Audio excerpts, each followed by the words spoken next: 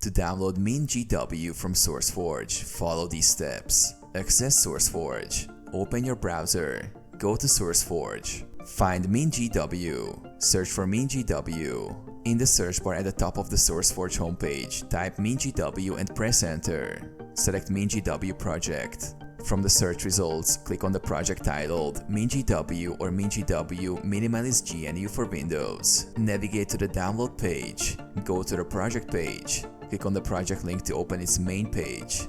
Find the download section. On the project page, look for a section or tab labeled Files or Downloads. Choose the installer. Select the installer file. Locate the latest version of the MinGW installer. Typically, it will be named something like MinGW getsetup.exe. Click on the file to start the download. Download and install. Start the download. Click on the download link. Your browser will start downloading the installer. Run the installer. Once the download is complete, run the MinGW getsetup.exe file and follow the installation instructions to set up MinGW on your system.